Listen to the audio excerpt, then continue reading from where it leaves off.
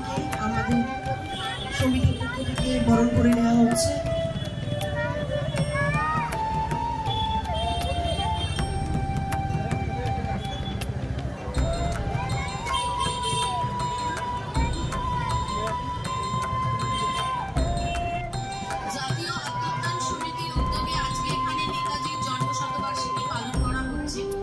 সবচেয়ে বড় কথা, নেতাজির এই জন্মদিন পালনটা আমরা ছোটবেলা থেকে সকলেই দেখে এসেছি এবং তোপ ফাটানোর মধ্যে দিয়ে, তোপধ্বনির মধ্যে দিয়ে নেতাজিকে স্মরণ করা হয়। নেতাজির জন্মদিন, তিনি যে মহান নেতা, সেইটা গর্জের সাথে বরণ করা হয়।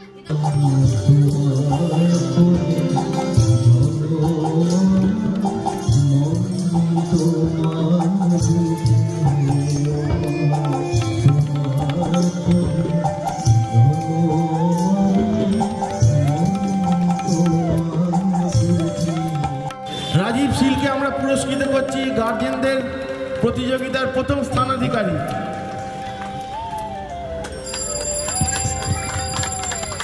এবার একটু কসরতের খেলায় চলে আসছি। এটা তো হাতে হাতে কানে কানে বলছিলে, মুখোমুখি কিছু বলছো, বলনি তুমি আজকে। রাশি জয়সওয়াল, একটা ঐতিহাসিক সন্ধ্যা সাক্ষী হয়ে রইলেন আপনারা। বিপ্লব তীর্থ মলঙ্গারের এই মঞ্চে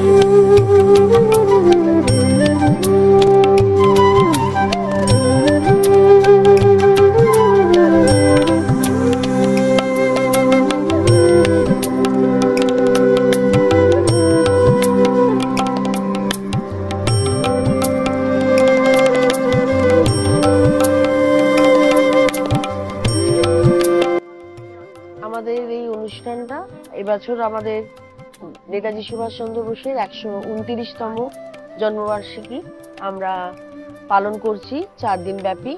এর আগে এটা 7 দিন ধরে হতো। আমার এটা দাদুর হাতে তৈরি তখন, আর আজকে এটার 4র্থ দিন।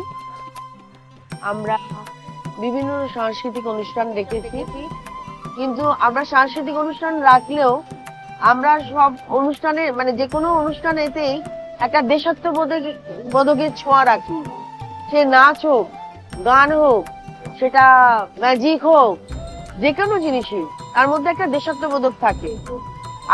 আজকাল তো এত পরিবর্তন হয়েছে, আগে 7 দিন ব্যাপী হতো, এখন আমাদের 4 দিন করতে হচ্ছে। সবকিছু একটা ব্যয় সাপেক্ষ ব্যাপারও রয়েছে, যার জন্য আমাদের জিনিসটাকে অনেক ছোট করতে হয়েছে। তার উপর এই ধরনের দেশাত্মবোধক অনুষ্ঠান খুব কম। আর মধ্য কলকাতার বুকে আমার দেখা এটাই সব থেকে পুরনো নেতাজি বার্থডে সেলিব্রেশন। তো আমরা চেষ্টা করি খুব ভালোভাবে এটা করিয়ে দেয় নতুন প্রজন্মকে, যাতে তারা নেতাজির আদর্শকে মেনে এগিয়ে চলে। তাদের মধ্যে বিপ্লবীদের কিছু বলিদান, তাদের যে কতখানিটা অবদান, তারা কতখানি গুরুত্ব, দেশ যে স্বাধীন হয়েছে তাদের কতখানিটা স্যাক্রিফাইস, এই জিনিসগুলো আমরা তাদের মধ্যে বিভিন্ন প্রোগ্রামের মাধ্যমে আমরা তুলে ধরি। তারা যাতে অ্যাটলিস্ট এই প্রশ্নটা তাদের মধ্যে আসে, কেন এতদিন ধরে ওনার জন্মদিন পালন হচ্ছে, কি করে গেছেন এইটা। আর অভিভাবক জাতীয় আত্মত্যাগ সমিতি 1945 থেকে এই নেতাজি সুভাষচন্দ্র বোসের জন্মদিন পালন করে আসছে। আমার দাদু স্বর্গীয় গোপাল চন্দ্র মুখোপাধ্যায় এই প্রতিষ্ঠা, জাতীয় আত্মত্যাগ সমিতির প্রতিষ্ঠা করেছেন।